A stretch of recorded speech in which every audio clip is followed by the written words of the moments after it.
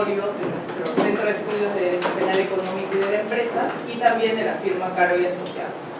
En esta oportunidad tenemos al profesor Carlos Arangue Sánchez como expositor, quien es doctor y licenciado en Derecho por la Universidad de Granada, licenciado en Criminología por la Universidad de Murcia y profesor titular de Derecho Penal de la Universidad de Granada. Él va a exponer sobre la defensa penal en España y le damos la bienvenida para que empiece su ponencia. Muchísimas gracias por vuestra invitación. Es para mí un auténtico honor colaborar con este conversatorio.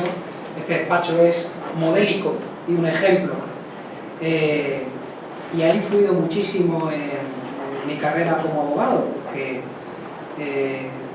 dejé la fiscalía después de 14 años para dedicarme a esta aventura y tomé como referencia un par de despachos que me parecían especialmente interesantes, entre ellos el de Carlos Caro, que siempre ha tenido la generosidad, la amabilidad de compartir sus conocimientos y sus buenos consejos conmigo.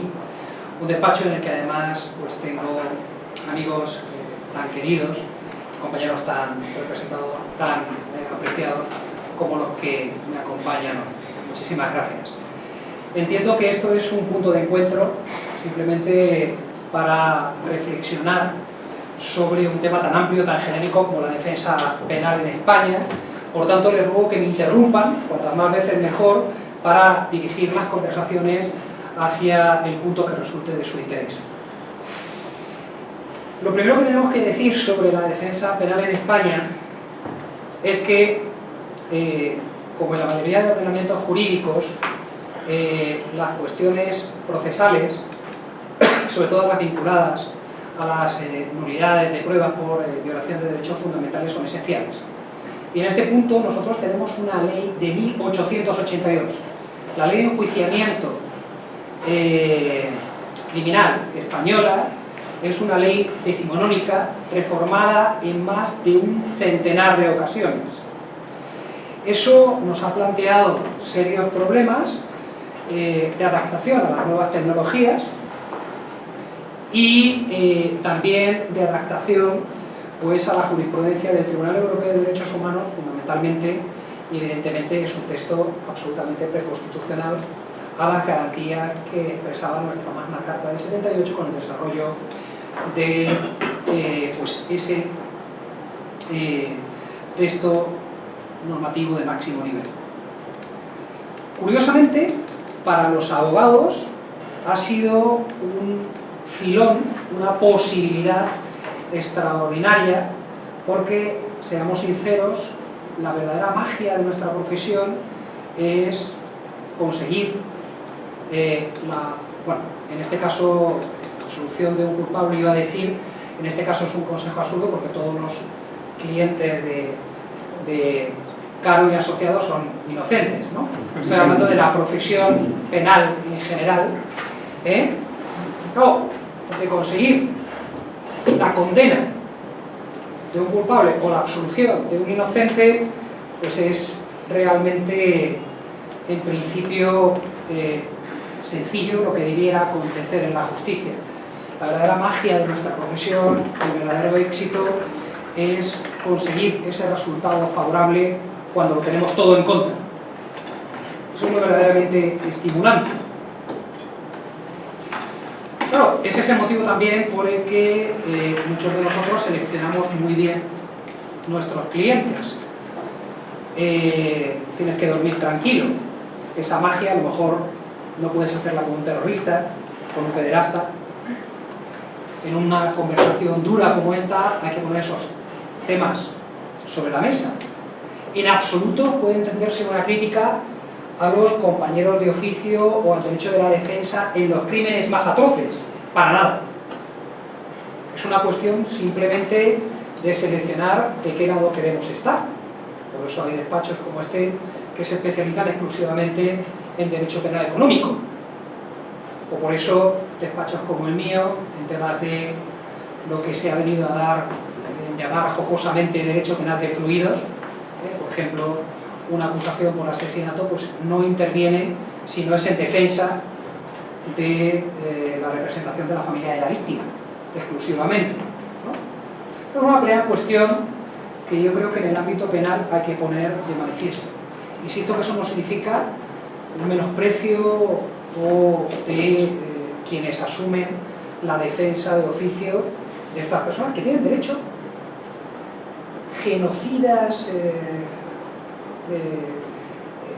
asesinos y violadores de niños, me da igual, es decir, tienen derecho a la mejor defensa posible, pero, insisto, nuestro despacho ha elegido no seleccionar nunca este tipo de asistencia por las mismas razones en las que yo no sería astronauta porque tengo vértigo, pero no desprecio a los astronautas, quede claro,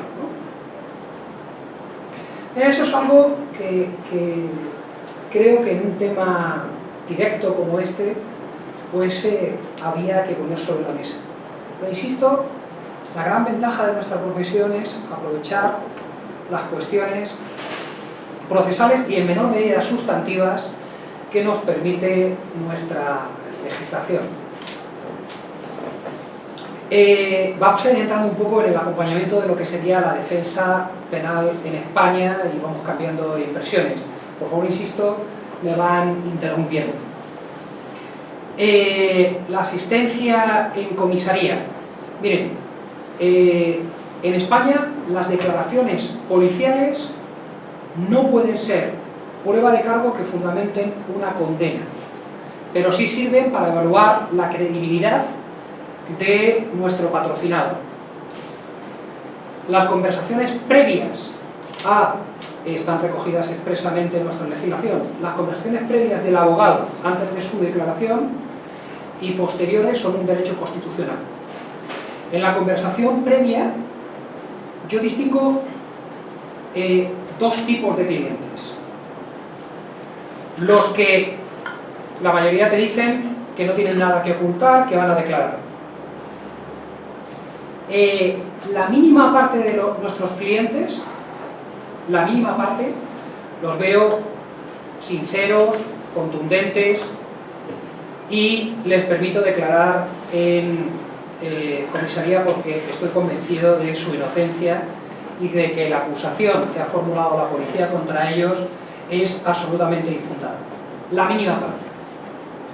El 90% la recomendación es no declarar hasta que no tengamos acceso a la prueba y podamos aconsejar una estrategia de defensa.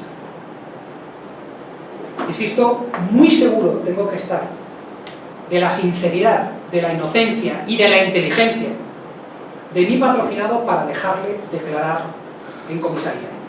La regla general es por recomendación de mi letrado, y aunque yo quisiera dar explicaciones, me acojo a mi derecho a no declarar. Esa es la regla general. Bien.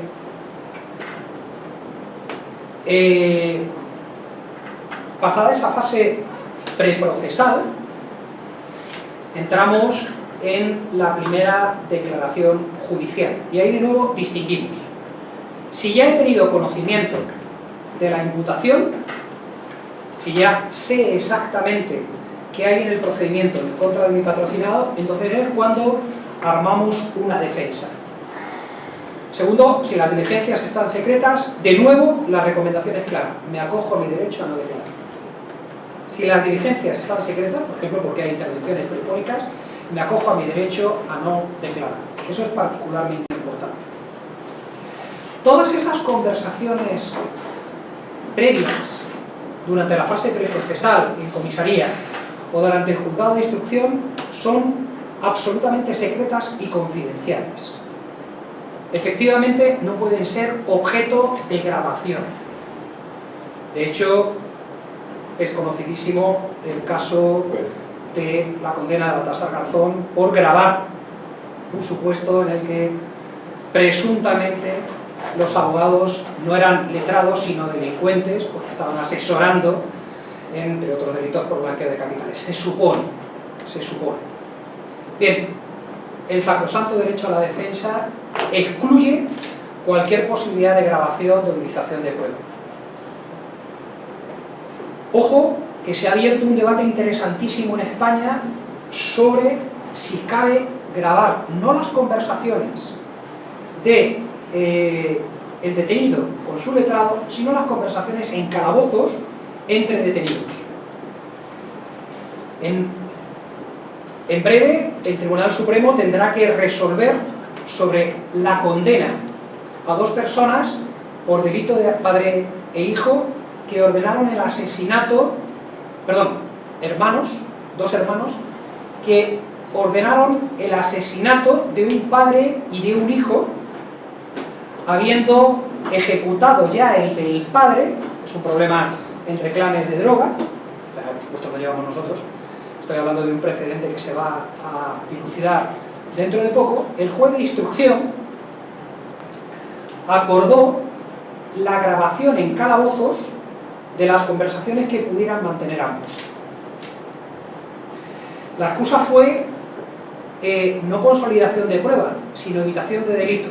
Es decir, tenemos informaciones policiales fiables y un testigo protegido que manifiesta que los hermanos habían encargado el asesinato del padre y del hijo, el padre ya había sido asesinado y por eso estaban detenidos, pero a su vez el hijo de la víctima estaba en ignorado paradero y riesgo evidente según las informaciones confidenciales que tenía la policía refrendadas por un testigo que tenía el estatuto de testigo protegido. En ese contexto, la juez, una jueza, ordena la grabación de las conversaciones justificando en el auto que se trata de proteger un bien jurídico fundamental como es la vida humana independiente respecto a la víctima potencial seleccionada. Pero lo que acontece es que entre ellos, en su conversación, no aportan ningún dato respecto a esa posible nueva agresión, que finalmente no se verifica, pero sí reconocen en la conversación que ordenaron ejecutar la muerte del padre.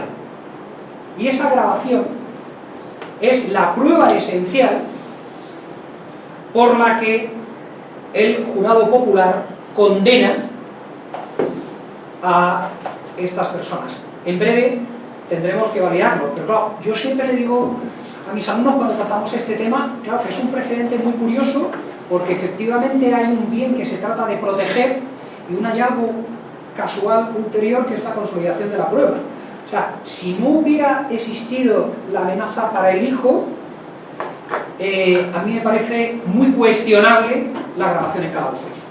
Yo creo que realmente no tendría validez, pero me parece que en este supuesto, y les anticiparé, les haré llegar a través de Carlos o de Lucho la sentencia, me parece que en este caso lo van a validar. Lo van a validar porque existe un riesgo cierto y concreto. Bien, no obstante, yo siempre recomiendo a mis patrocinados no hablar demasiado en dependencias policiales. No sabemos quién puede estar escuchando, cómo puede influir, no digo ante el funcionario de policía, sino incluso en los calabozos, ¿no? Bien, habíamos llegado, insisto, a esa fase inicial del procedimiento, de la primera declaración. Si se conoce la prueba, ¿se acuerdan que si estaba secreta no hay que declarar? Si se conoce la prueba, yo entiendo que hay que declarar. Nosotros en Europa aplicamos muchísimo la doctrina Murray, pero sobre todo, la doctrina Murray, es, o si no se llama así aquí, lo que viene a decir la doctrina Murray es que cuando hay prueba indiciaria en tu contra y mantienes silencio, eso no puede ser utilizado en tu contra como prueba de cargo, pero esa ausencia de un contraindicio, de una explicación lógica, refrenda el valor acusatorio de los múltiples indicios en tu contra. Eso es lo que viene a decir la doctrina Murray. La doctrina Murray te dice, si tú no das una explicación, eso no puede ser base de una condena, pero sí refuerza, por ausencia de contraindicios, el sentido que tenía esa prueba indiciaria. Claro, gráficamente, si te dicen que están viendo humo y tú no alegas que es vapor de agua, si te dicen que ha llovido porque estás viendo agua en el suelo y tú no alegas que has regado, que has limpiado la calle, efectivamente estás refrendando la inferencia lógica de si hay humo, hay fuego, si hay agua en la calle y gente con paraguas es que ha llovido. Bien, eso es un poco la idea de la doctrina moral, ¿no?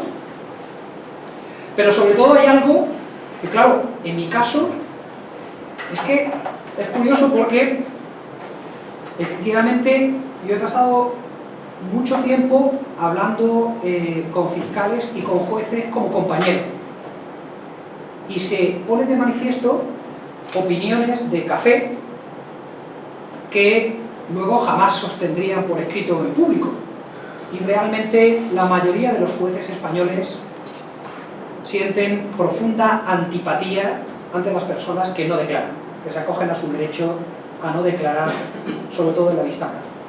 Lo cual nos plantea un problema enorme a los abogados, porque, y ustedes se habrán encontrado con ello, hay personas que declaran francamente fatal. Fatal. Y es muy difícil aleccionarlas para que, sin que suene a falso, puedan acogerse a su derecho a declarar omitiendo o falseando datos, siempre que no imputen delito alguno a otra persona. Es decir, si aquí hay un asesinato y se me imputa, yo tengo derecho a decir que no he aparecido por aquí, que jamás he visitado esta oficina. Lo que no puedo decir es que Virginia ha matado a Lucho. O sea, no puedo acusar falsamente. Eso es igual aquí, imagino. Será de la misma forma. Los jueces no tienden a abrir imputación por acusación y denuncia falsas, pero realmente en puridad esos serían los límites de la declaración. Puedes omitir o falsear datos siempre que no impute comisión de hecho delictivo alguno a persona concreta, ajena, falsamente, a sabiendas de su falsedad. Llegado a esa fase, ahí empezamos a analizar minuciosamente la prueba. Lo fundamental es ver si podemos tumbar ya desde el principio las intervenciones telefónicas, las diligencias de entrada y registro, cómo podemos, de alguna manera, cuestionar la cadena de custodia de muestras de ADN.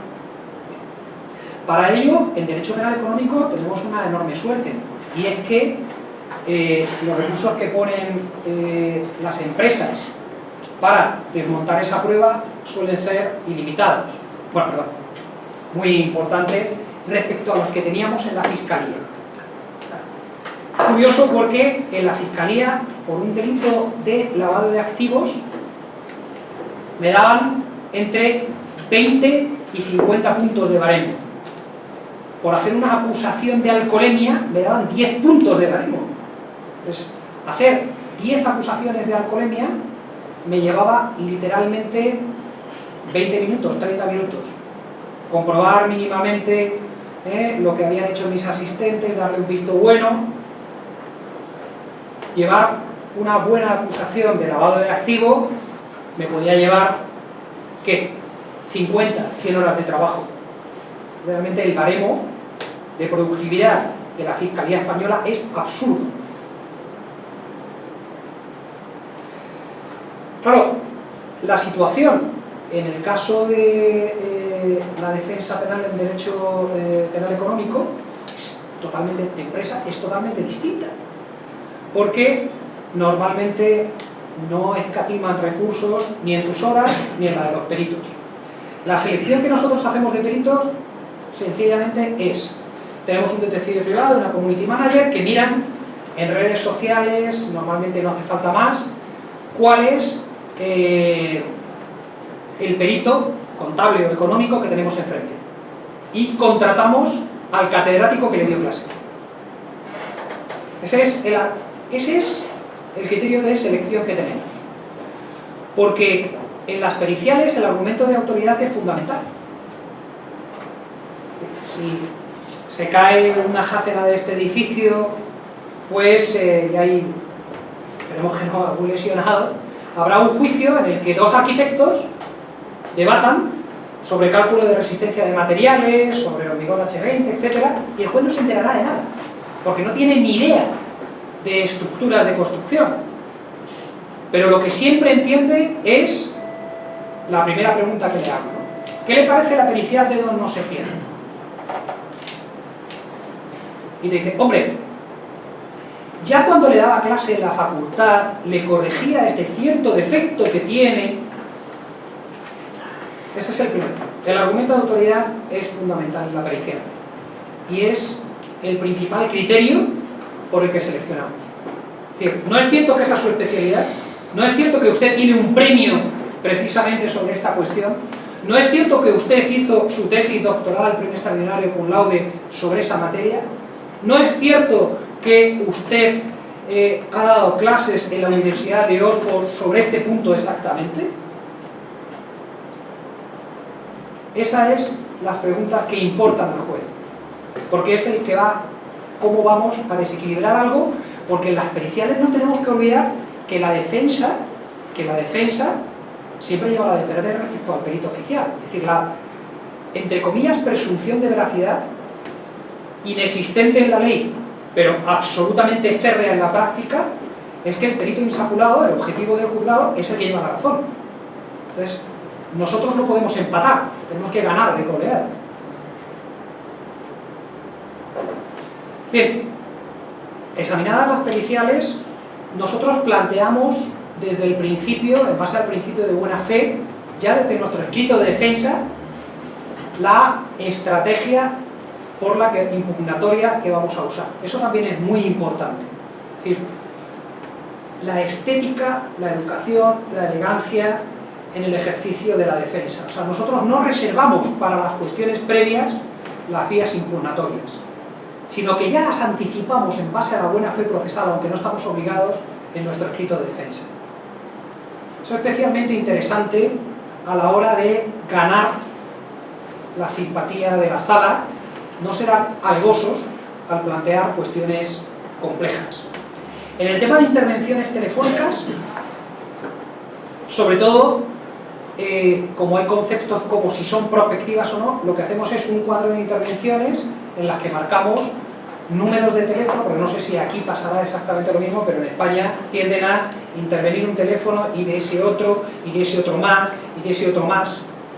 Entonces nosotros, como está proscrita la investigación puramente prospectiva, lo que hacemos es un cuadro en el que sistematizamos el número de teléfono, el usuario, el auto por el que se acuerda su intervención, en otra columna el control judicial efectuado por cuatrocenas o por meses de esa intervención, el oficio de la compañía de teléfonos, el folio en el que está el CD con la grabación íntegra de la conversación y el folio en el que está la transcripción por secretario judicial. Ese cuadro se lo aportamos al juzgador. Es decir, son procedimientos muy complejos, no tienen tiempo. Es muy importante darle esa información masticada, digerida, para que ya pueda evaluarlo. El cuadro de intervenciones telefónicas, siempre que cuestionamos las intervenciones telefónicas, es fundamental. Le facilitamos el trabajo y le damos datos como, pues no sé, Operación Emperador. Ustedes han tenido intervenidos más de 500 teléfonos de 400 personas distintas.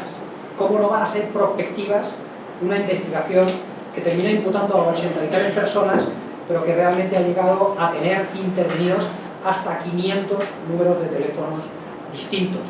Pero tú eso en unas Operación Emperador, es una operación por bloqueo de capitales de un ciudadano chino, fundamentalmente Gaoping, con una red amplísima. En este caso, lo importante es que el tiempo que no tiene un ponente para analizar qué números han sido, lo haga precisamente la labor de un asistente de despacho que minuciosamente va recogiendo todos esos datos. Y sobre todo, cuestiones como se olvidó el cese, el oficio no está bien cumplimentado, el nombre del usuario del teléfono no se corresponde, hubo intervención por error de un dígito de un teléfono distinto. Esa labor es esencial para derribar la prueba del procedimiento. En la vista oral, insisto, las cuestiones previas, nosotros habitualmente las plasmamos por escrito, con todos estos documentos, el juez las permite recibir como instructa. Es fundamental facilitar el trabajo de los que tienen que decidir, aportándole los elementos con los que puede avalar nuestra tesis. Recomendaciones genéricas sobre el examen de los acusados, pues que la casuística es enorme. Miren, estoy especialmente orgulloso de la última sentencia que tenemos, que luego si quieren se las paso, de la Audiencia Nacional sobre el blanqueo de capitales y alzamiento de bienes, que es absolutoria. He hablado de este caso y así a lo mejor rompemos el debate. El 30 de octubre estaba en México con nuestro común amigo Miguel Olmedo Cardeneta, que le acaban de dar un doctorado honoris causa y nos daban un reconocimiento en un colegio de doctores. Suena el teléfono, era un antiguo cliente que me dice que un amigo suyo tiene un gravísimo problema de blanqueo de capitales, de lavado de activos, y en fin, es un cliente satisfecho, y yo tengo al mejor abogado en lavado de activos de este tal, y te pongo en contacto con él. Hablo con él y me dice que el juicio es en la Audiencia Nacional el lunes, y que su abogada le está coaccionando para que llegue a un acuerdo de 3 años y 3 meses, que es ingreso en prisión y pérdida de todo su patrimonio en España, que eran 2.700.000 euros, que tiene decomisada la Fiscalía. Ahora comento por qué. Les digo una cantidad que a mí me pareció lo suficientemente elevada como para que no la depositaran. Era muy temprano, me fui a ducharme, sonó el teléfono cuando me estaba secando y era pues este antiguo cliente que me dijo: compruebe su cuenta que ya se ha ingresado la cantidad. Me fui directamente al aeropuerto, a Madrid llegué al día siguiente, jueves, el juicio era el lunes en la Audiencia Nacional, era un procedimiento de 43 tomos, y la situación que me encuentro es que, vamos a notarlo porque son casos curiosos, hay 2 ciudadanos árabes y mis patrocinados vienen del caso anterior, de la operación Emperador que les dije, es el cliente agradecido, y estos son 2 ciudadanos chinos también que tienen este nuevo problema. Mis 3 representados, sobre todo el padre y la madre y el hijo mayor de edad, y hay 2 ciudadanos árabes. Los acusaban de blanqueo de capitales, insolvencia punible, alzamiento de bienes. El lavado de activos consistía en que los ciudadanos árabes presuntamente trasladan el dinero que recogen por la venta de hachís, un derivado de la marihuana, del cannabis, derivado del cannabis, procesado en Marruecos. Aquí hay menos hachís, ¿no? Pero en España muchísimo. Entonces piensen que nosotros estamos a 14 kilómetros 700 metros por el estrecho de Gibraltar de África, de la zona principal, ¿no? Entonces, se supone que esos ciudadanos árabes recogían el dinero en España de las toneladas de hachís que vendían, eran la parte de la organización dedicada al narcotráfico, al blanqueo, el resto de la organización se dedicaba al narcotráfico y fue juzgada en un procedimiento distinto, anterior. Con ese dinero compraban ropa a los ciudadanos chinos, que la traían desde China en contenedores, que eran mis patrocinados. Esa ropa era llevada a África, a Marruecos en concreto, por carretera, habrá unos 500 kilómetros alta tarifa, un ferry de media hora y luego pues otras 4 o 5 horas hasta los mercados principales de Rabat, Fez, Marrakech, y se distribuye callejeramente, con lo cual se recupera en dirham, en la moneda local que no es convertible, ese dinero y no existe transferencia. Ese es el círculo de lavado de activos.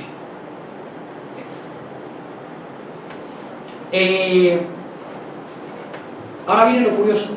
Su abogado, el abogado que tenían antes de la abogada a la que sustituí, cuando hacen un registro en su casa, inicia el procedimiento y a los ciudadanos chinos le dicen que venden ingente cantidad de ropa en efectivo,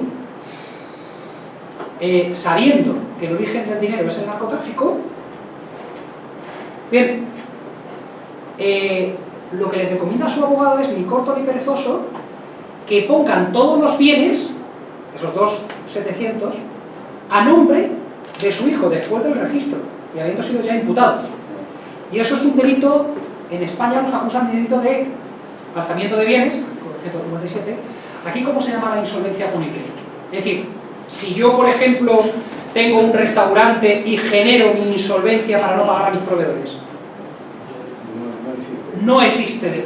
Vaya. Lo que hay es el delito que se comete cuando estás en un proceso concursal.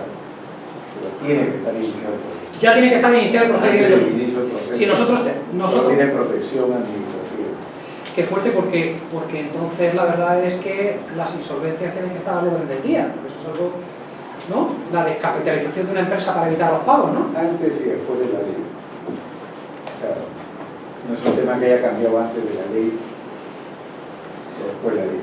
Nosotros, en cambio, tenemos ese delito específico, que es un nuevo delito. Acá lo teníamos. Lo llamamos quiebra fraudulenta antiguamente. Antes, y existía. Bueno, pues hemos conseguido, termino porque esta es la vía rápida, hemos conseguido que por primera vez la Audiencia Nacional se pronuncie sobre que la insolvencia punible sea sobre deudas públicas y privadas, por ejemplo tributos, pero no sobre la pena de multa que lleva el blanqueo, porque es ejercicio del jus puniendi, no una deuda. Y en ese sentido esta sentencia ha abierto jurisprudencia. Y por eso ha sido, les anticipo, absolutoria respecto del alzamiento. Pero tiene poco interés y no existe en su derecho. Pero para nosotros ha sido un masaje para el ego, porque la verdad es que es algo que se había planteado en jurisprudencia menor, jamás se había planteado en la Audiencia Nacional en el Tribunal Supremo, y esta sentencia abre una línea jurisprudencial y fue acogida por el Tribunal. Pero fíjense la situación que me encuentro. Me recogen a las 2:10 del aeropuerto. Llego a mi despacho, me encuentro con la abogada de los coacusados marroquíes, que efectivamente dice justo lo que decían. Dice que ni corta ni perezosa, a cara de perro, dice en una reunión, ya lo había dicho antes, ya había merendado a la anterior abogada, que sus patrocinados van a decir lo que diga el fiscal para llegar a un acuerdo. Y van a declarar contra los míos. Y yo le digo, ¿y van a declarar contra los míos sea verdad o no? Y le contesta, lo que me diga el fiscal. El fiscal ha dicho que condena para todos, 3 años, 3 meses para todos, 3 años, 3 meses para todos. Lo que me diga el fiscal, y lo repito. María Martos, que la conocéis, tenía instrucciones de grabar esa conversación. En cuanto termina, decimos, mira, vamos a ponerlo en conocimiento del Colegio de Abogados, estás realizando fraude procesal y estás coaccionando a mis patrocinados para que confiesen un delito que no han cometido y, evidentemente, vamos a pedir tu inhabilitación. Su propio cliente se dio cuenta en la reunión que lo estábamos grabando. Porque yo le dije, pero Ali, ¿usted va a decir eso? ¿De verdad usted va a decir eso? Y él dijo, aquí no quiero hablar, porque ya se estaba dando cuenta que lo estábamos grabando. Era bastante más listo que su abogado, que tenía muy pocos escrúpulos. Entonces me encuentro con ese panorama, lo cuento para que vean cómo juegan de sucio. ¿Qué perseguía la abogada en la reunión? Llegar a un acuerdo de 3,3 que era muy favorable 3 años 3 meses. Persuadirlos ustedes. No, a cambio de la condena del grupo de chinos, para que nos entendamos, sus patrocinados rebajaban la pena prácticamente a la mitad. Y sus patrocinados sí estaban condenados porque en el procedimiento anterior por narcotráfico había quedado muy claro que el jefe de la organización criminal Hakim ya había confesado y Ali tenía muy claro que él era el representante de la organización en España que blanqueaba la célula. O sea, ellos estaban condenados y lo que querían era la mínima. Y la mínima legal son 3,3. 3 años, 3 meses. Mi pregunta iba por otro lado. Sí. Si ella ya iba a hacer lo que el fiscal quería, ¿qué necesidad tenía de reunirse con ustedes? ¿Qué buscaba en la reunión? Recuerda que la conformidad requería, ¿no?, que todos estén de acuerdo. Que todos. Claro, porque es la conformidad, para la conformidad todos tienen que estar de acuerdo, si no hay juicio. Que acá es distinto. Claro. Pero acá Ya puede conformidad parcial. No, allí no. Allí puede haber informalmente conformidad parcial, pero realmente lo que dice la ley es que el juicio tiene que celebrarse si solamente uno de los coacusados se niega a conformarse. Quería persuadir. Pues, claro, quería que nosotros aceptáramos 3,3. Claro, como nosotros decíamos, no tenemos conocimiento de que el origen del dinero, porque es anterior a las restricciones del límite de efectivo y las cantidades son llamativas. Miren, nadie llega a comprar ropa y dice: te pago la ropa con el dinero del narcotráfico para venderlo posteriormente en mercadillos callejeros en Marruecos. Sí. Querían que los ciudadanos árabes declararan contra los nuestros, porque la prueba por lavado de activos obviamente era muy débil en cuanto al conocimiento del origen ilícito del dinero.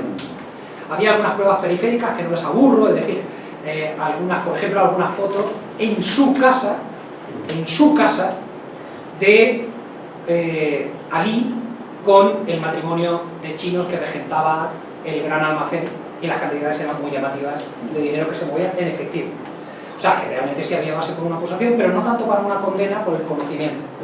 Entonces, en este caso, la abogada lo que quería era, había hablado con el fiscal, la condena de todos a 3 años y 3 meses. El fiscal no quería pactar solamente con el grupo árabe, porque tenía muy claro, estos los tengo condenados.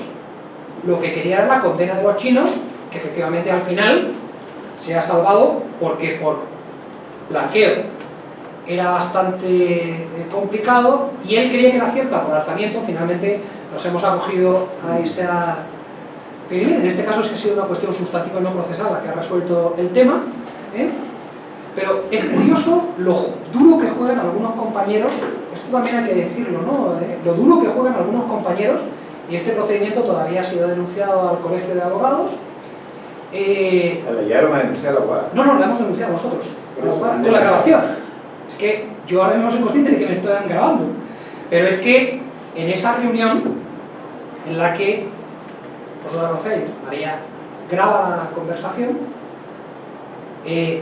afirma textualmente lo que diga el fiscal, y le digo yo, sea verdad o no, y ella contesta, lo que me diga el fiscal que diga, van a decir. Y si no te conformas, van a declarar y lo van a condenar. Van a declarar. Y el fiscal va a modificar para hacer una conformidad premiada, encubierta. Lo que va a hacer es modificar a la baja, por colaboración, la pena solo para los ciudadanos árabes. Eso es lo que había pactado. Pero el fiscal quería que se conformaran todos porque sabe que hay recurso seguro. Claro, porque siempre que hay conformidad pactada, la otra parte lo que señala es, no, mire usted, si es falsa la información, que el fiscal le rebajó la pena, le estaba premiando. Pues claro, siempre en segunda instancia tienen muchísimas más posibilidades, porque la declaración del coacusado es espuria, es para generarse un beneficio propio, ¿no? Y se puede dudar de su veracidad, ¿no? Y en este caso además la verosimilitud. Lo que pasa es que efectivamente también existía una prueba de la relación personal, o sea, no puramente comercial, la famosa foto en el domicilio. Es decir, nosotros lo que defendimos es que eran muy buenos clientes y por eso, porque la comida china es muy exótica, pues le invitaron un día a comer. Pues la verdad es que existían pruebas indiciarias de una relación bastante personal no solamente profesional, comercial, entre ambos, ¿no? Que nosotros tratamos de justificar como un cliente preferente. Trato cliente preferente. Pero uno es un buen ejemplo, ha sido el último, ha salido la sentencia, luego la paso, y ha sido realmente uno de los casos en los que hicimos un trabajo ahí de equipo. O sea, yo aprendí muchísimo de Carlos Caro, en el sentido de que hay que tener buen equipo, hay que invertir en talento, y captar talento y fidelizarlo. Entonces, ahí sí que fuimos capaces de analizar minuciosamente. Puedo mandar también en este mismo caso pues el ejemplo de cuadro de intervenciones para que lo vean, para que vean cómo siempre nos trabajamos igual en el despacho, como ejemplo, como modelo para que lo comparen con el que trabajan aquí. Y en este supuesto desplacé hasta 5 personas solamente para que analizaran todo el procedimiento. No había tiempo material, yo no tuve tiempo material de leerme el entero, pero sí de que me hicieran el llamado documento de prueba en contra, que es la prueba que tiene. O sea, a mí me hacen el cuadro de intervenciones telefónicas, por ejemplo, ya lo he dejado claro, pero luego me hacen documentos como el índice, que es un índice puramente del procedimiento con folios, el extracto, que es según la prueba del fiscal y las acusaciones particulares, un extracto, por ejemplo, pues declaración de los acusados, folio tal en comisaría, no declara, folio tal en juzgado, que jamás ha sido apoderado de dicha empresa, que no conoce al notario no sé quién, un resumencito, y así con toda la prueba, o sea, con todos los testigos, con los peritos, con la documental, ese es el extracto. Entonces, eso es lo que yo tengo en el juicio durante la vista oral. Y luego tengo el llamado documento de prueba en contra. ¿Y cuáles son las pruebas en contra? Pues la declaración de Menganito, la foto allá de no sé dónde, la pericial, el ADN, o sea, te ponen cuál es la prueba que tienes que... Claro, con eso puedes trabajar procedimientos enormes, realmente sin habértelo leído minuciosamente, porque si no, no daríamos abasto en procedimientos, insisto, pues, vosotros tenéis ejemplos clarísimos de lo que estoy diciendo, ¿no? Si no tienes ese personal de apoyo no puedes hacerlo. Nosotros trabajamos así. El informe final es el momento de lucimiento del abogado. Aquí distingo si estoy hablando a jurado, si estoy hablando a un jurado, lo que quiero es conmover. Si estoy hablando a un juez, lo que quiero es convencer. Si estoy hablando a un jurado, los argumentos tienen que ser muy emotivos. Si estoy hablando a un juez profesional, tienen que ser extraordinariamente técnicos y asépticos. Lo que recomiendo siempre es orden, una estructura muy férrea. Por supuesto, no leer palabras enlatadas, imposible, se duerme. O sea, ni se nos ocurra leer un alegato o un informe final. Y estructura, cuestiones procesales, cuestiones sustantivas, ir estructurando muy claramente. Además, vamos a tratar 3 cuestiones: primera, en segundo lugar y por último, o sea, que el esquema mental del que te está oyendo. Y también es cierto que hay veces que ese lucimiento también lo es pensando en que tu patrocinado, su familia está en la sala. Eso también es verdad. Hay veces que tienes que lanzar alguna referencia personal, pues por empatía con la persona que te ha contratado, que algunas veces pues no se puede decir, ¿no? Por ejemplo, en tu informe final, miren ustedes, señores magistrados, ya no pueden dictar una sentencia justa porque un procedimiento que ha durado ya más de 2 años en cuanto a su vista oral, y más de 10 años en cuanto a su desarrollo, ya no puede tener una resolución justa. Una justicia que no llega a tiempo no es justicia. Solo yo sé el suplicio que ha supuesto para mi patrocinado el tener que asistir a la sesión de nuestra. Le estás hablando a él, pero a veces tienes que hablarle a él, porque es el que paga. Y también es la persona con la que terminas teniendo una cierta, no voy a decir, empatía, amistad, como quieran, ¿no? Familiaridad, lo que quieran ustedes, pero realmente no trabajamos con zapatos, no trabajamos con ladrillos, trabajamos con personas. Y tenemos además la responsabilidad de sus vidas en nuestras manos. Pueden perder su patrimonio, pueden perder su libertad. Entonces,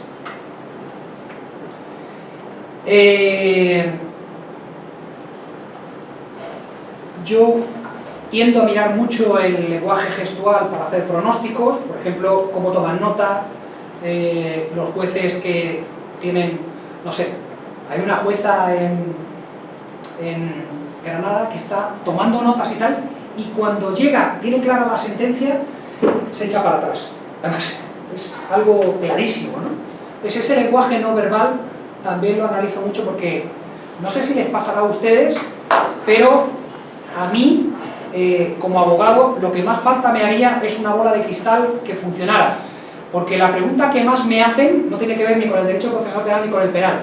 La pregunta que más me hacen es ¿qué va a pasar? O sea, yo tendría que ser un buen futurólogo, porque eso es lo que quieren mis clientes. Mis clientes siempre me preguntan ¿qué va a pasar? ¿Qué va a pasar? Entonces, hay veces que, por ejemplo, respecto a la condena o respecto a esto, lo deduces. Pues, por ejemplo, la última vez que condenaron a un cliente, analizamos muchísimo el índice de fracaso, es decir, fracaso entender el que no hemos conseguido el resultado que le prometimos al cliente, a lo mejor hemos prometido condena con suspensión, o sea, no siempre es absolutoria, ¿no?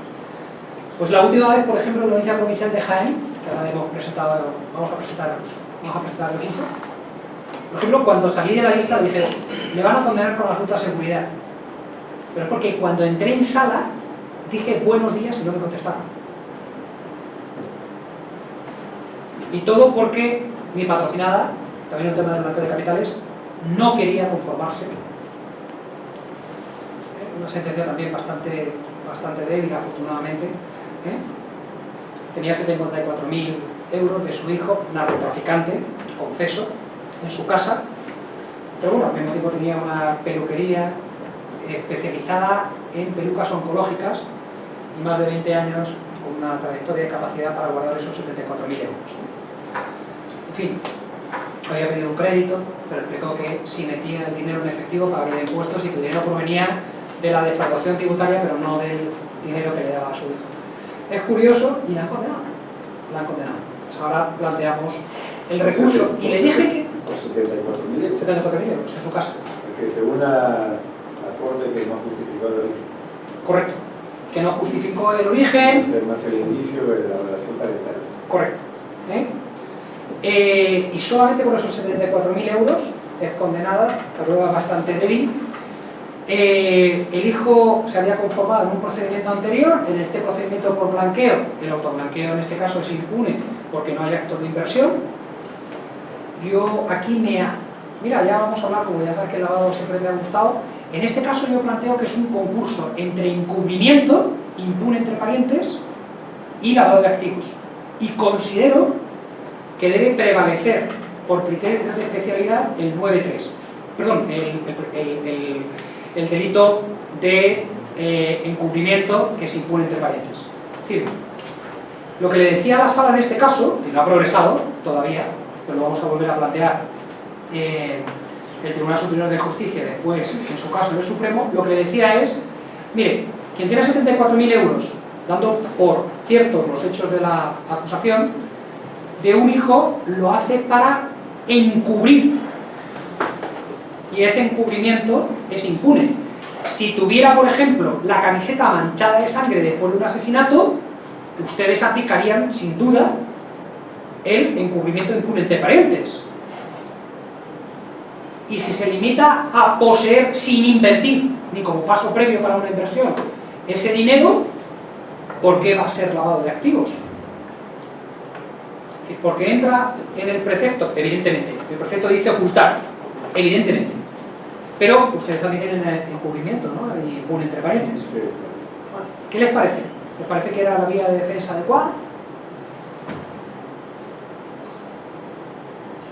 Yo creo que sí, ¿no?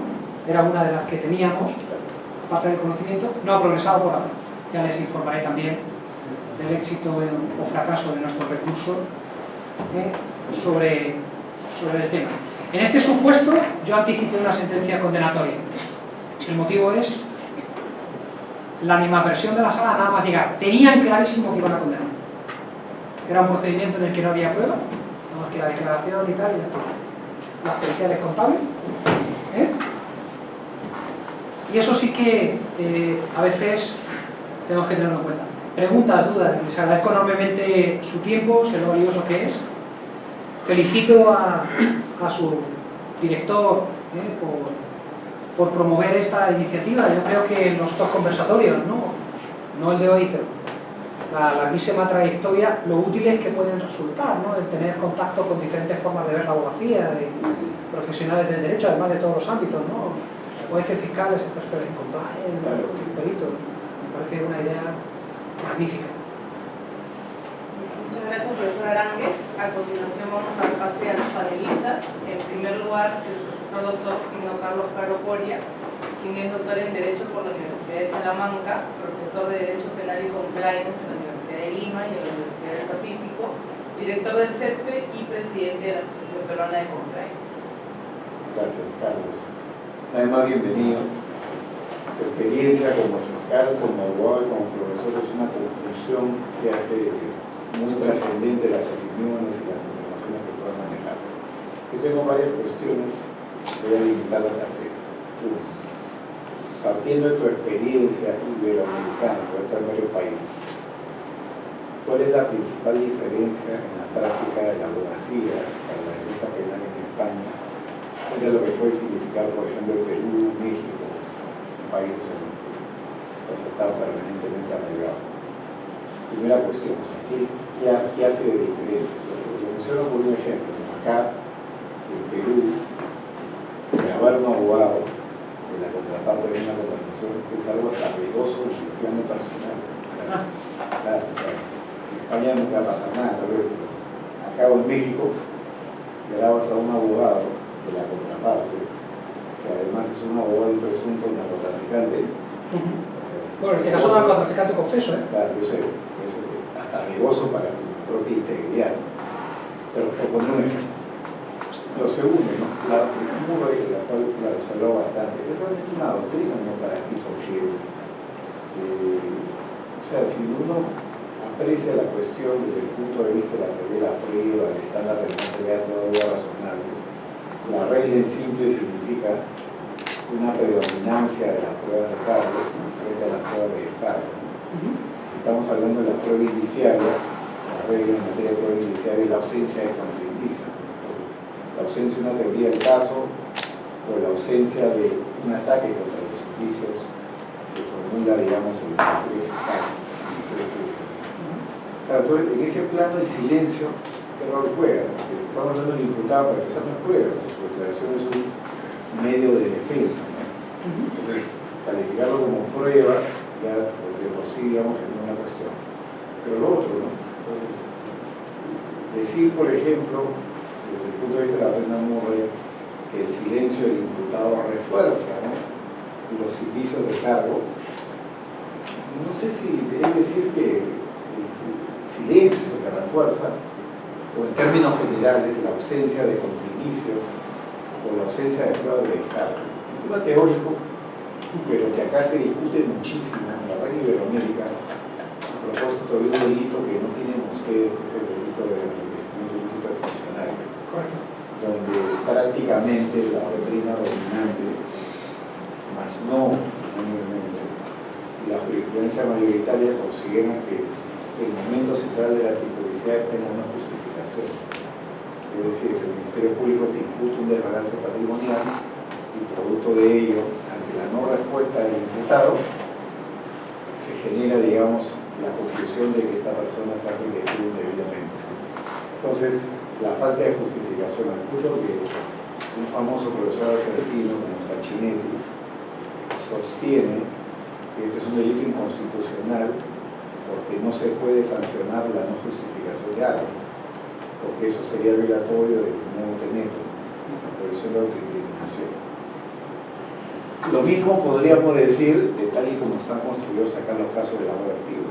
Acá los casos de lavado de activos, por lo menos en las etapas iniciales, incluso la preparatoria y hasta el juicio, muchas veces están construidos sobre la base de indicio de balance patrimonial y no justificación. También podríamos decir lo mismo si vamos al plano tributario. Acá hay un concepto que se ha hecho muy, digamos, se ha extendido muchísimo, que es el concepto del incremento patrimonial no justificado. Cuando tienes demasiado patrimonio que no puedes justificar. Y lo mismo que ya saliendo de la esfera penal, con lo que es ahora extinción de dominio, que existe también en México, que existe también en Centroamérica, en Colombia, etc. Aunque el estándar ahí probatorio es otro, porque ya estamos hablando de una imputación que no es naturaleza penal. En algunos casos se aprecia en un proceso civil, en otro caso en un proceso sancionatorio. El estándar es otro, pero no es el más allá de toda duda razonable. Y lo tercero, es un tema también técnico, es algo que a mí me cuesta muchísimo trabajo entender hasta el día de hoy del sistema español, es el asunto vinculado a la acusación particular. ¿Cómo un proceso puede continuar sin Ministerio Fiscal? Distinto es tu caso, que he visto posteado en redes para un homicidio, además ahí estaba el Ministerio Público, que se la acusación particular. Pero casos en los cuales, por la sola acusación particular, el proceso puede durar. Es decir, el Ministerio Fiscal diga que hay un proceso, en mi caso, por la acusación particular, el tema continúa. Incluso, caso como el del Infante en su momento, donde el Ministerio Fiscal decía no hay un motivo para la acusación, pero después decía no, o sea, hay que continuar. Hay que continuar. Entonces, la pregunta de fondo es otra. La pregunta de fondo es ¿qué sistema tiene al final? ¿Qué acusatorio es ese? Por decirlo de alguna manera agresiva, digamos, ¿no? ¿Qué acusatorio es ese? Un acusatorio en el cual el particular puede ejercer la defensa de los intereses públicos por encima del Ministerio Fiscal, que es un órgano autónomo, constitucionalmente. En España no. Tres cosas puntuales. Pero no la respondas ahora porque creo que la ronda primero. Bueno, a continuación le damos la palabra a Luis Miguel Reina Alfaro, abogado director de Caro y Asociados y director ejecutivo de CEP. Gracias. Carlos, nuevamente, gracias por la visita, ¿no? Tienes ya una parte integrante de CEP que ya nos ha visitado alguna vez. Pero es un poco difícil, ¿no?, sintetizar y limitar algunas preguntas, pero también quisiera quizás empezar por lo que terminó Carlos, que tiene que ver un poco con la delimitación del modelo procesal a partir, creo yo, de la posición del juez, ¿no? Y quizás lo puedo utilizar a través de un ejemplo que todos podamos entender, que es el juicio, el enjuiciamiento que se está realizando contra los separatistas, ¿no?, los catalanes, ¿no?, se sigue un poco en vivo en redes, ¿no? La primera pregunta que te diría es ¿qué tan ejemplificador del funcionamiento de los juicios orales en España es este tipo de juicio oral, ¿no?, que vemos dirigido por el juez Marchena, ¿no? Si la forma en que actúa el juez Marchena es algo, diría yo, prototípico del juez español, ¿no? Y esto ¿por qué lo digo? Porque he notado algunas cosas, ¿no? He notado que la labor de dirección, ¿no?, que él desarrolla, en realidad no da mucho pie a la participación de las partes, ¿no? Es decir, en nuestro modelo procesal, en nuestros juicios orales, ¿no?, las partes respecto a lo que, por ejemplo, plantea el acusador, ¿no?, por ejemplo, en el control de las preguntas, ¿no?, es mucho más activa, ¿no? La posición del juez es más bien quizás secundaria, ¿no? Sin embargo, en este juicio oral lo que veo es que quien asume el control, ¿no?, realmente de la pertinencia, utilidad de las preguntas es el juez, ¿no? Y no he visto una intervención realmente de las partes, ¿no? He tenido la percepción como que si no hubiera control de las partes, ¿no? Otra cuestión que he observado es que aquí en nuestros juicios hay mucho litigio indirecto, es decir, mucho incidente que se va produciendo en el curso del juicio oral, ¿no? Cuestiones que se van planteando, cuestiones que se van debatiendo. Sin embargo, en este juicio oral lo que he notado es que cualquier incidencia que marcan las partes se deja constancia nada más, pero no se abre un debate ni una decisión prolongada de los jueces, ¿no? Y tercero, creo que también tiene que ver finalmente con la forma en que ustedes conciben el proceso, es el tema del ritualismo, ¿no? He escuché ahí es un código muy antiguo, ¿no? Incluso tengo ocasión de escuchar algunos interrogatorios de este juicio. Los abogados hablan a veces, usan el término ley de ritos, ¿no? Ley ritual. Ley ritual, ¿no? Que es una forma de calificar al código de enjuiciamiento criminal, ¿no? Ley rituaria, sí. ¿No? Rituario es un de procesal, claro, del rito. Claro, lo que pasa es que yo escuchaba que un abogado llamaba la ley de enjuiciamiento criminal la ley de rito, y Marchen tampoco se molestó diciendo no la llame así, que ese es el código de enjuiciamiento criminal. Un poco creo que pasa por ahí, ¿no? Y segundo, puedo llegar a terminar, el cuarto es sobre el juicio de jurado popular, ¿no? El jurado popular, ¿cómo es que funciona? ¿No? Tú has dejado claro que son dos tipos de defensa, ¿no? Y tanto. Claro, ¿no? Entonces, la pregunta es cómo funciona, ¿no? En qué tipo de casos, ¿no? Si es tal cual o opera en el sistema norteamericano, que el jurado ve la parte derecha y la calificación jurídica la determina, ¿no? El juez en qué tanto se asemeja, ¿no?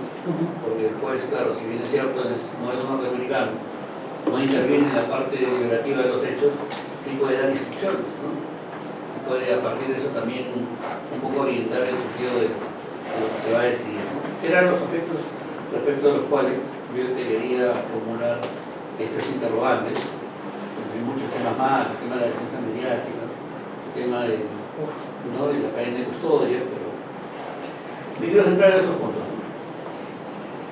Porque la defensa mediática es curioso, ¿no? que lo teníamos que haber tratado.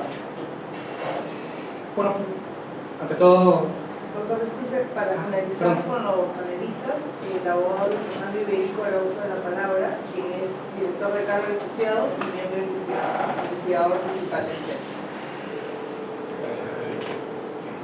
Gracias, ¿cómo está? Me gustó tenerlo nuevamente por aquí.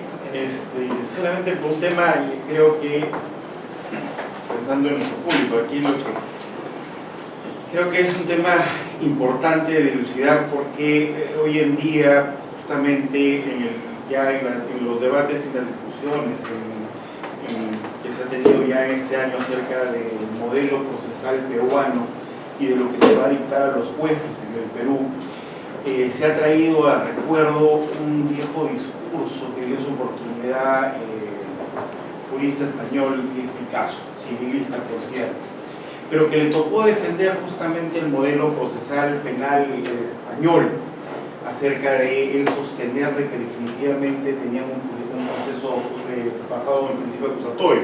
Era un modelo acusatorio, el principio acusatorio es otra cosa, un modelo acusatorio. Y sostenía que no era posible dentro de un contexto de garantista otorgarle la posibilidad a los fiscales de investigar, porque el Ministerio Público era por naturaleza un ente absolutamente parcializado, por naturaleza, y que en esa línea de ideas el sistema español no podía decantarse como lo ha hecho el sistema peruano por otorgarle una etapa del proceso tan importante como es la formación del material probatorio que va a servir como consecución posterior de un juicio, otorgárselo a un ente parcializado. Y que eso los ha llevado a mantener la figura de un juez de instrucción o juez investigador. Y que eso no implicaba una vulneración al principio acusatorio, porque eso lo salvaba al diferenciar con el juez de juzgamiento, que era un típico colegiado o individual, pero totalmente distinto al juez de instrucción, ¿no? Entonces, una primera apreciación que me gustaría que si podemos descifrar acá, y es lo siguiente, y es que creo que estamos trabajando bajo niveles bien interesantes de aspectos distintos de modelos acusatorios basados en un principio acusatorio. Si un principio acusatorio parte del hecho de que las labores o las funciones propias de un proceso, las principales, deben estar en entes distintos, y aquí viene el contexto, ¿no? Entidades distintas. Y si se habla de entidades distintas, ¿se satisface eso solamente teniendo personas distintas o se satisface eso teniendo instituciones distintas? Porque veo que el modelo español entra por el tema de personas distintas, pero sigue siendo el mismo ente el que investiga y el mismo ente el que juzga. con personas distintas. Pero el Estado, no solo el Estado, sino el Poder Judicial o el órgano jurisdiccional español, monopoliza las dos funciones básicas del proceso penal. Es el órgano jurisdiccional, pues instructor investigador, ante el cual se va a hacer la actividad investigativa, y es el órgano jurisdiccional, juez de juzgamiento o colegiado de juzgamiento, el que va a tener la capacidad de poder decidir. Entonces, ¿cómo entender ese concepto dentro de un concepto ya, digamos, más moderno de acusatorio, en el entendido de, pero es que si sigues monopolizando en una sola institución las dos funciones, no estás frente a un sistema acusatorio propiamente dicho? Incluso nosotros teníamos un sistema muy parecido a eso con el Código de Procedimientos Penales, donde la actividad investigatoria estaba a cargo de un juez y la actividad de juzgamiento, hablo del proceso ordinario porque el sumario es un mamarracho procesal, el juez era otro y era un colegiado.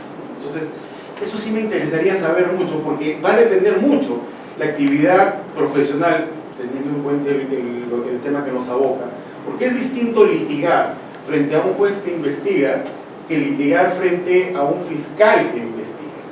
Es totalmente distinto, porque de una u otra manera ese juez que investiga es de todas maneras un ente, entre comillas, imparcial, frente a un fiscal que investiga que no es para nada imparcial. Nuestro sistema no le exige al fiscal que sea un ente imparcial.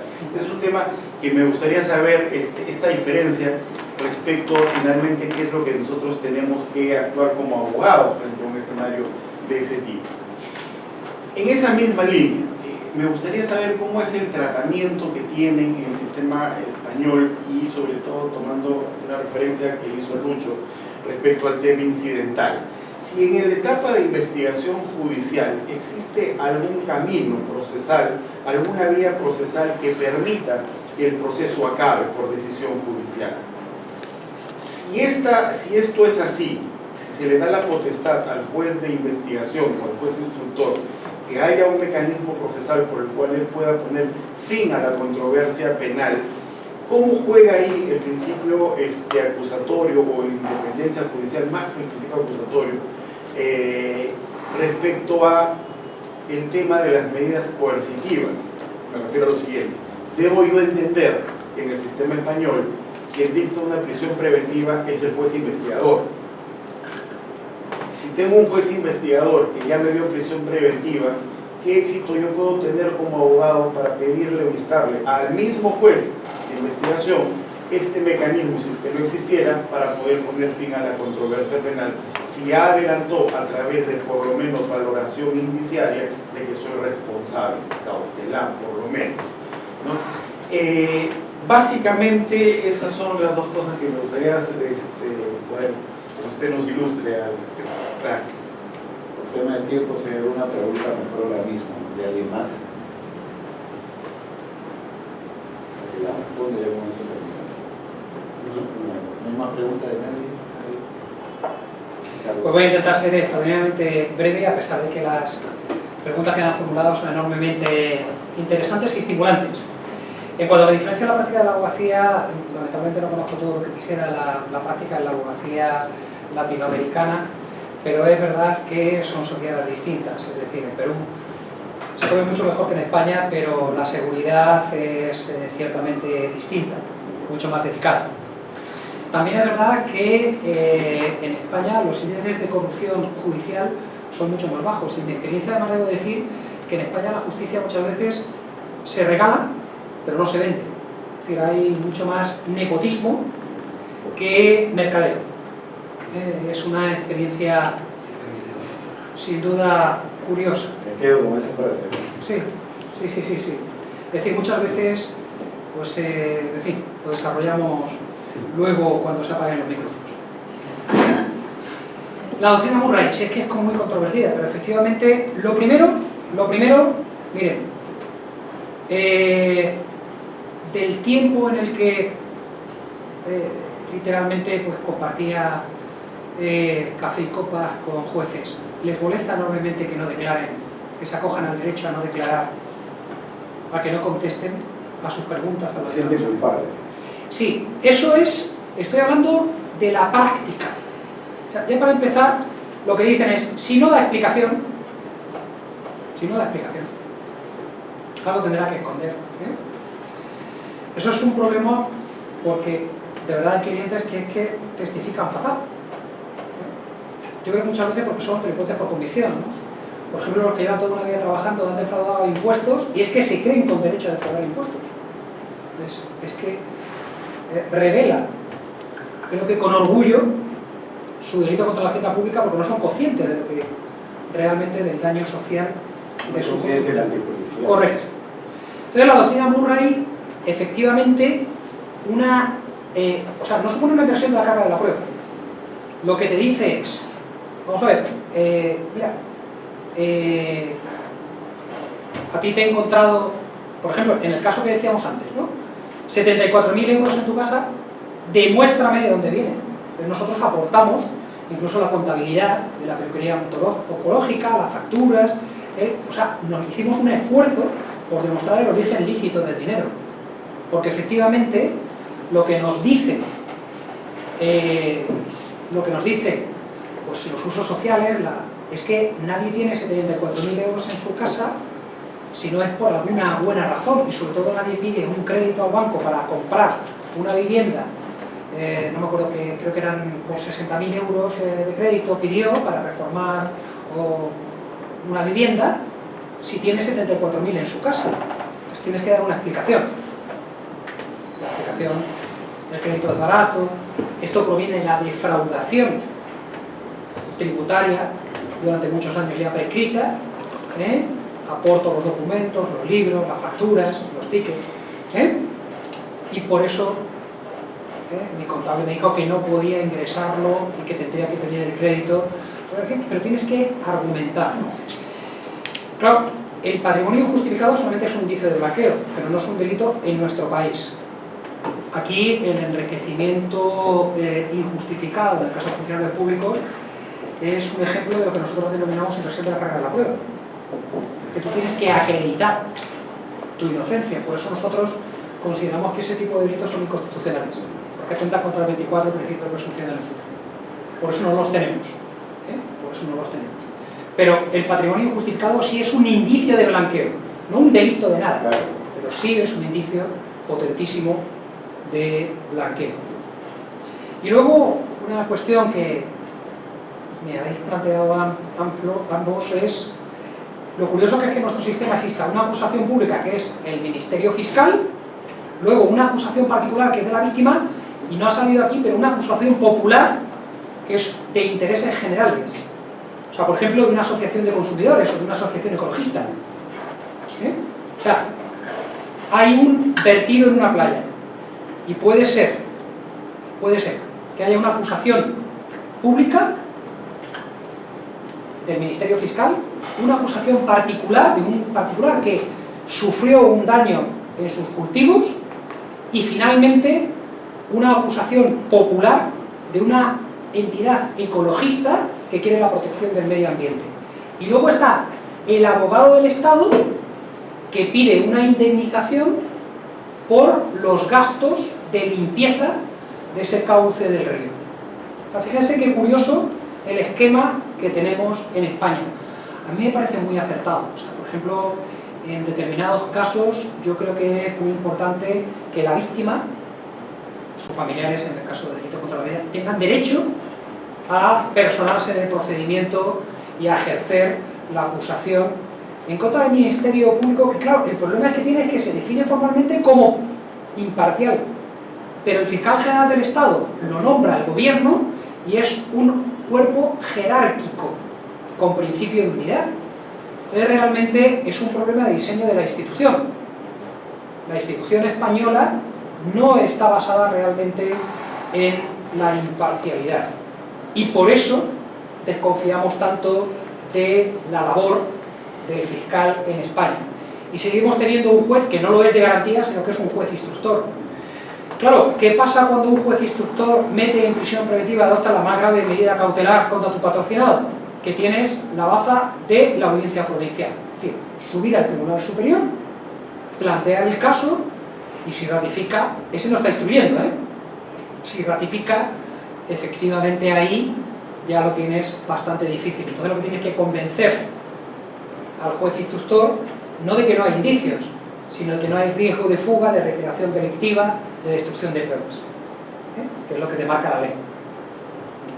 Pero bueno, tienes esa baza de subir a la audiencia provincial y decirle, mire usted, se ha construido este delito contra mi patrocinado y no hay pruebas reales.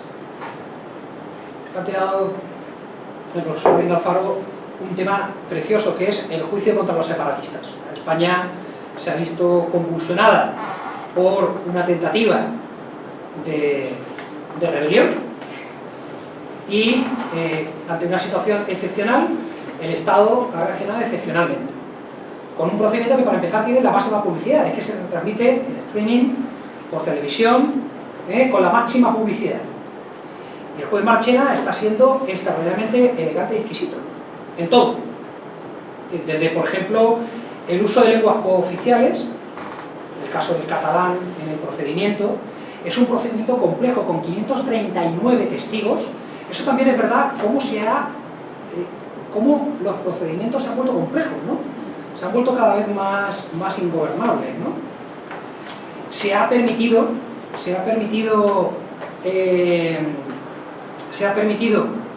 la proximidad y comunicación con sus abogados durante el juicio, que no está expresamente regulada en nuestro derecho, y para evitar cualquier quebranto de garantías, pues se ha consentido que durante el juicio al americano el abogado pueda hablar durante el juicio, durante su interrogatorio, por ejemplo, con su defendido. ¿Aquí es así? ¿Existe esa proximidad incluso física? Sí. En nuestro sistema no suele haberla, se ha pedido y se ha concedido sin ningún problema. O sea, la idea, yo en este caso sí que doy... Mira, este procedimiento yo creo que la sentencia va a ser condenatoria. Y realmente Marchena lo que quiere... ¿Por qué no se podía en el caso? Porque no está previsto. Nosotros tenemos un banquillo, tradicionalmente, y los letrados estamos... Pero tampoco está prohibido. No, no está regulado, porque tenemos la costumbre de... Claro, es que hay un problema que nosotros tenemos, y es que, por ejemplo, el Tribunal Superior de Justicia de Andalucía, que creo que, por ejemplo, Lucho sí lo ha visitado, y creo que... pues entonces le vamos a poner fecha para que lo visites. Es un edificio de 1505. Es, no el tribunal, es el edificio judicial más antiguo del mundo que ininterrumpidamente ha sido sede judicial y anteriormente prisión de patíbulo. Se ejecutaba pena de muerte en el patio, por garrote vivo. Pero, ojo que no estoy diciendo que sea el tribunal más antiguo porque hay tribunales milenarios en China. Ojo que no estoy diciendo, y en Europa, el mismo Tribunal de las Aguas español tiene otros 800 años más de antigüedad. Estoy diciendo que es el edificio judicial que ininterrumpidamente, porque hay otro en Alemania, en Bolonia, mucho más antiguo, pero que dejó de ser ayuntamiento y tal, que dejó de ser edificio judicial. Claro, pero es que tiene un patio, un claustro de renacentista maravilloso, y una escala de vuelo soberbia de 1714, que es un edificio en el que la familia del asesino pasa al lado de la familia de los asesinados, porque no existe separación, el pasillo es el mismo.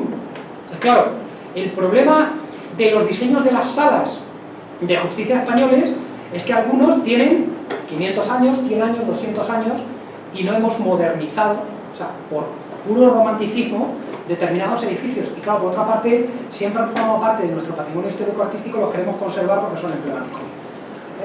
Pero no quiero extenderme sobre todo, porque la verdad es que más cuestiones que se han... la pertinencia de las preguntas en cuanto al proceso separatista, por eso, en España efectivamente no existe protesto y tal como en el sistema norteamericano, no.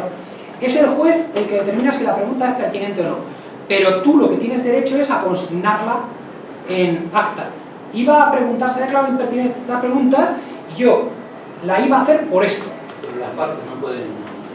Pueden consignarla, no puedes. O sea, si el juez la declara impertinente, pero para segunda instancia, tú puedes consignar la pregunta y la razón por la que le preguntabas. Pero si yo considero impertinente la pregunta de la contraparte, que... No puedes. Solo el juez o el magistrado presidente es el que decide la pertinencia. Lo que pasa es que si te declaran impertinente una pregunta, tú puedes consignar protesta y explicar la razón por la que lo considerabas pertinente. Yo tengo una pregunta a raíz de tu intervención.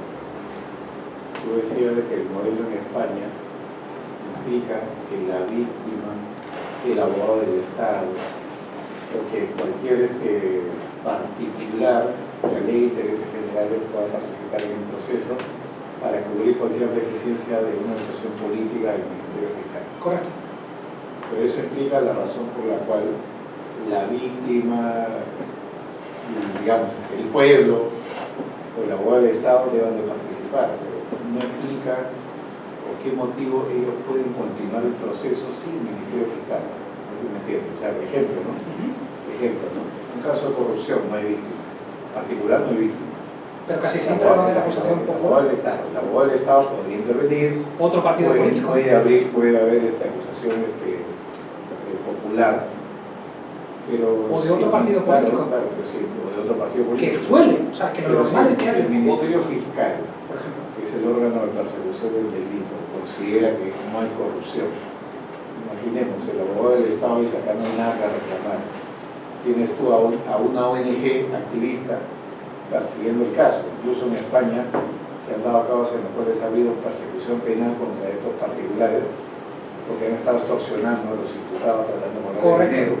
Incluso hace poco hubo una redada y lo puso Google. No lo limpia así, correcto. Claro, entonces, la pregunta es, ¿qué modelo procesal tiene al final? Porque un modelo en el cual, incluso en la defensa de intereses generales, en el caso de corrupción, el caso puede continuar con el proceso de acusación popular.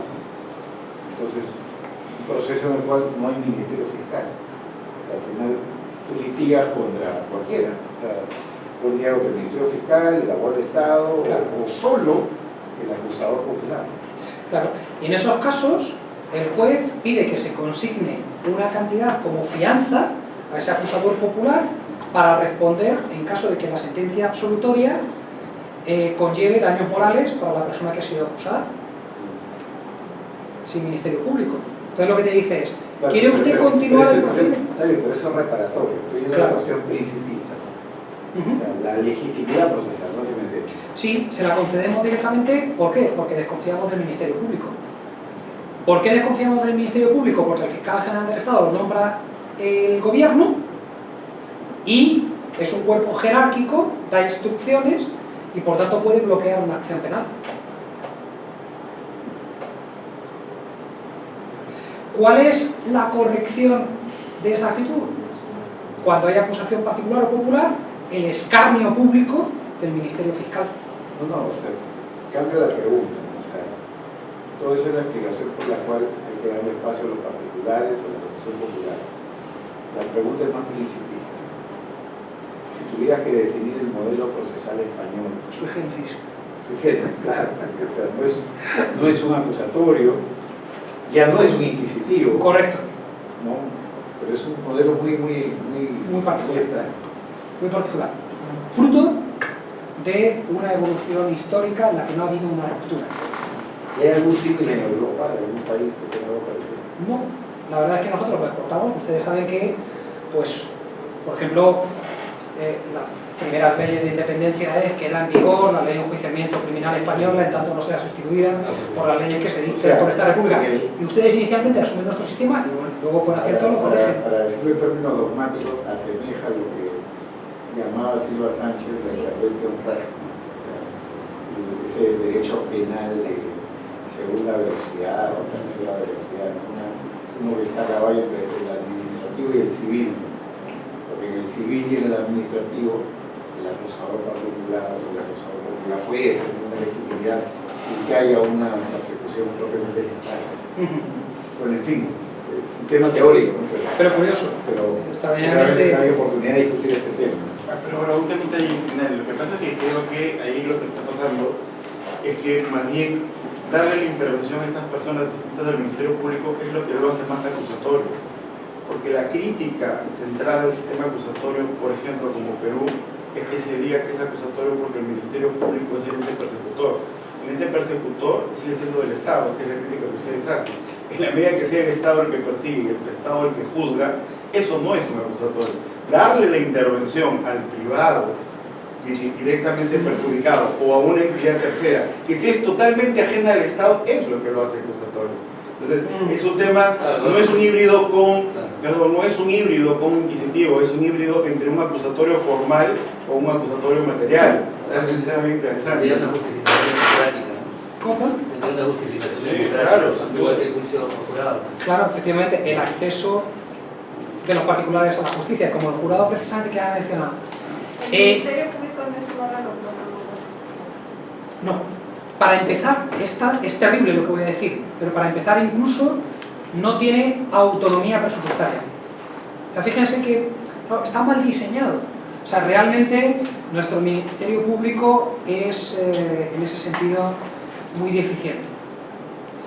Claro, se supone que tiene imparcialidad y autonomía política, se supone, pero le nombra al gobierno. Le nombra al gobierno, acabamos. No tiene autonomía presupuestaria, el gobierno le tiene que dar. Y para terminar ya nada más, hay un tema que ha planteado el profesor Reina, me parece fundamental, ¿no? Que es cómo juega el aspecto mediático. ¿Cómo juega el aspecto mediático? Bueno, para empezar, yo creo que la mejor publicidad para un despacho es siempre la publicidad indirecta. Es decir, no invertir en somos los mejores, sino que otros digan. Entonces, los despachos en los que el branding es personalista, es apellido, pues es una enorme fortaleza, también amenaza en un momento determinado, es una enorme fortaleza porque el branding personal se refuerza, pues por ejemplo cuando participas en medios de comunicación, pero que te llaman como experto, no que tú contratas un espacio publicitario. Por supuesto la difusión en redes, etc. En ese sentido yo he aprendido muchísimo y confieso públicamente que imito el modelo de éxito de este despacho. Es eso, pero también hay que decir que para un abogado los medios de comunicación son un arma de doble filo, también son peligrosos. Yo los utilizo mucho cuando he usado premeditadamente la palabra utilizo, por ejemplo, en los casos de jurado lanzo siempre una campaña mediática previa, lanzo mi versión, como siempre voy de parte de la víctima, de la familia, siempre directamente lanzo mi versión, porque eso queda en el jurado, los candidatos ya están preseleccionados, con lo cual ellos ya saben qué juicio van a tener, leen la versión en la prensa, la defensa no suele contrarrestar nunca, y ahí ganas porque fundamentalmente los casos de jurado son los casos de homicidio y asesinato. Claro. Hay también otro de incendio forestal, de omisión de deber forestal. Pero realmente el 95% de jurados en España lo son por asesinato y homicidio. Pero también me ha parecido ver un caso en donde ha participado el jurado respecto al presidente de la Comunidad Valenciana, Camps, en donde creo que sale absuelto debido al jurado, ¿no? Sí, pero bueno, ese es un caso de cohecho y exacciones ilegales que muy residualmente, la imposición falsa de tributos, que muy residualmente fue al jurado. Por eso he dicho el 95%. Pero normalmente, y efectivamente el jurado entendió normal algunas cosas que pudieran no parecerlo. Miren, yo si tuviera que resumir, diría que si tengo un caso muy claro, prefiero el juez técnico, el juez profesional. Pero como tenga un caso dudoso, por ejemplo, si lo tengo perdido, yo prefiero un jurado. Porque el jurado es más impredecible siempre, en España. Esa es mi experiencia. Defiende los hechos, claro. Es más impredecible y es más motivable, sobre todo en el jurado es fundamental. Yo siempre termino con algunas frases que a mí siempre me han dado muy buen resultado, ¿no? Por ejemplo, siempre les miro a los ojos y les digo: ustedes como yo se han quejado de nuestra justicia muchas veces. Ahora tienen ustedes la oportunidad de hacer justicia para la familia. Ese tipo de cosas, tú se las dices a un juez y se parte. Pero se la dices a un jurado y dice: pues es verdad, me he quejado muchas veces y ahora soy yo el que tengo que hacer justicia. No voy a tener miedo, no me voy a temblar. O por ejemplo, una cosa que hago siempre es, salvo determinados casos en los que siempre investigamos previamente al jurado en redes sociales, ¿no? Pero salvo determinados casos en los que yo sé que, por ejemplo, es que como soy de acusación lo tengo fácil normalmente, pero salvo casos determinados en los que el jurado no encaja de ninguna manera, por ejemplo, por un claro caso de racismo, etcétera, que yo sé que va a perjudicar, eso no me ha pasado, yo nunca rechazo al jurado. En cambio, la defensa siempre rechaza a jurados. ¿Tiene un procedimiento como el americano de William? ¿Cómo? ¿Un procedimiento de selección de jurados? Sí, claro. O sea, nosotros sabemos previamente los 45 candidatos. Entonces, tú puedes rechazar a 3 inmotivadamente. Yo, salvo un caso en el que tú digas, hombre, es que, no sé, es que en redes lo que dice es que, no sé, tú vas a favor de la víctima gitana, el otro es un ario, y en redes el sujeto dice, el mejor gitano es un gitano muerto. Hombre, coño, en ese caso lo rechazo. Pero eso todavía no me ha pasado. Entonces, hago ese análisis preventivamente y también para que la familia vea que he trabajado el jurado, pero luego, normalmente, como no se me ha dado todavía esa situación excepcional, yo soy amable desde el jurado 1 hasta el número 9. Son 9 más 2 suplentes, ¿no? Entonces, van llegando y la defensa siempre, con ese afán, va seleccionando jurados. Y comete un error que es, sí, busca el perfil, como ha hecho lo mismo que nosotros, ha mirado en redes, busca el perfil que más le interesa, ¿no? En este caso, para defender. Las personas que pueden tener más dudas, más esto, más influenciables, ¿no? Bien, pues yo no rechazo a ninguno. Y luego siempre en el informe final le digo, yo es lo que pido de justicia. A ustedes les ha seleccionado el azar. Yo me he limitado a darles el buenos días. No le he hecho ninguna pregunta. No he recusado inmotivadamente a ninguno de ustedes. Claro, le estoy diciendo, ellos han manipulado el jurado, yo no, yo confío en la justicia. Y gana su simpatía. O sea, en el caso del jurado, gana esas técnicas para ganar la confianza, ver quién va a ser, por ejemplo, el presidente, que es fundamental, mirarle mucho a los ojos, convencerle, estar muy pendiente de sus reacciones, eso es esencial. Y en el jurado hay algo que no falla, y es, en el jurado sí que acierto mucho en los pronósticos, y es, cuando tú hablas y ellos le pagan un cuestionario, entonces tu informe final no es como el del juez técnico, tu informe final es, si yo tuviera que responder a las preguntas que ustedes van a responder, respondería. Es decir, le das las respuestas del examen. ¿Por qué consideras probado el hecho A? ¿Por qué consideras probado el hecho B? ¿Por qué consideras probado el hecho C? Le das las respuestas. Cuando tú hablas y el jurado va tomando nota de lo que tú estás diciendo, es condenatoria fija. Bueno, es que yo soy de acusación particular, siempre voy por la defensa. Entonces, ahí sí que cuando salgo, digo, veredicto y mañana mismo. ¿Por qué? Porque por la tarde hay partido de fútbol, seguro que no se van a extender más. Y sueles acertar, ahí el lenguaje del jurado, tomando notas, es esencial. Ahí sí que... ¿Aquí es igual? Aquí no es jurado, perdón. ¿Y no han pensado ustedes en introducirlo? ¿No hay un debate social sobre el jurado? El debate empieza y termina rápido por los temas de corrupción. La compra al jurado. La Bueno, muy bien. Muchísimas gracias. Ha sido un honor hablar en un foro como este, compañero. Gracias de verdad.